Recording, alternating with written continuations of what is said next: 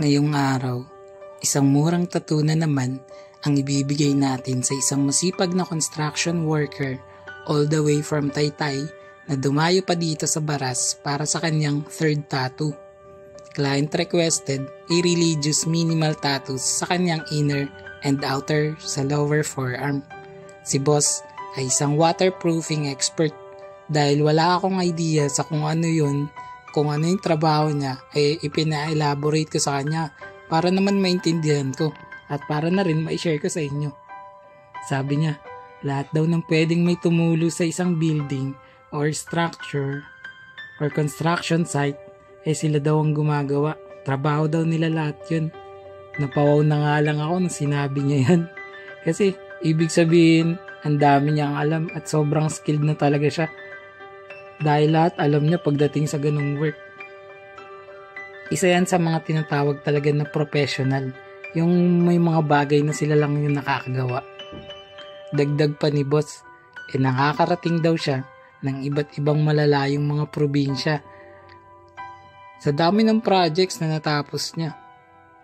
As in, ang lalayo talaga ng lugar. Kahit saan daw talaga napupuntahan niya.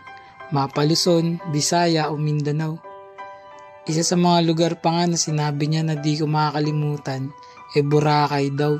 Meron daw silang ginawa doon na trabaho. O diba? Angas no? Sabi nila, basta daw masipag at matyaga, malayo ang mararating. Pero etong si boss, literal pang malayo ang narating. Nainggit nga ako kasi di pa ako nakakarating dun. Actually, kahit saang may white sand na dagat o isla, wala pa ako napupuntahan. Madalas impanta lang ako. Pero wala namang problema dun. Importante pa rin naman talaga na kasama mo yung mga taong gusto mong makasama. Kaysa naman kasama mo yung mga ayaw mong makasama, di ba? Magkakasamaan pa kayo ng loob. Wag na kayo magsama-sama pag ganun. Pero sana mapag-home service din ako dyan someday, no? Sa Aklan or sa Boracay. Baka naman. PM nyo ako, baka taga dyan kayo. Tara, home service na. Para makapagdagat. Bago magtagulan. Eto rin palang si boss. Bukod sa masipag, maagap din. Sabi nga, daig na maagap ang masipag. Pero kung maagap ka, tapos masipag ka pa, ang bangis mo nun. Napakaaga kasi niya dumating kanina sa studio. Ako, aminado ako na medyo hirap talaga lalo na sa pagsunod sa oras. Madalas talaga ako nalilate. Alam ko hindi ko pwede dahilan yung marami akong ginagawa. Kaya kadalasan, grabing paliwanag din talaga ako. Lalo na sa mga clients tuwing hindi ko nasusunod yung mga pinag-usapang schedule. Mabuti na lang at naiintindihan nila ako palagi. Ako kasi, pinipilit ko kasi talaga bigyan ng lahat ng murang tattoo. Lahat ng gusto hanggat maaari. Sobrang nagtatagal din ako sa mga tattoo sessions kasi pangit naman yung minamadali. 'Di ba? Mas maganda pa rin yung hinihintay. Yun yung mas worth it. Kaya nga kahit tulog ako, kung kakato kayo sa studio, malamang ay mabibigyan ko kayo ng tattoo ng sok sa budget no. Medyo inaantok lang ako. Konting kape-kape lang yun. Pero tatatuan ko talaga kayo. Punta lang kayo dito. Teka. Napahaba na naman tong kwento ko.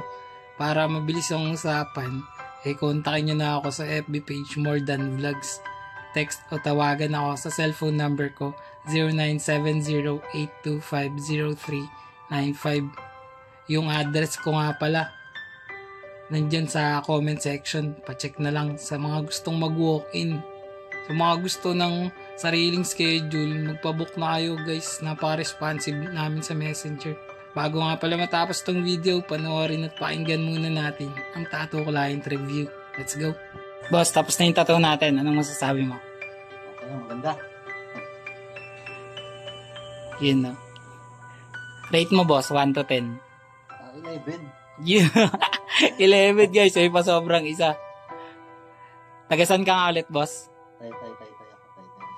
Yun no. Ang city ng mga murang tela.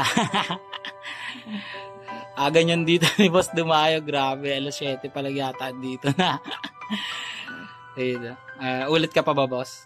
Oo naman. Yun, no? Balik-balik ako dito. Anong plano natin dyan? Patch, sabi mo? Oo, yung patch. Ayan, mga patch daw, lalagyan nyo daw yun. Patch naman. Ayos. Parang Sige boss, salamat sa tiwala.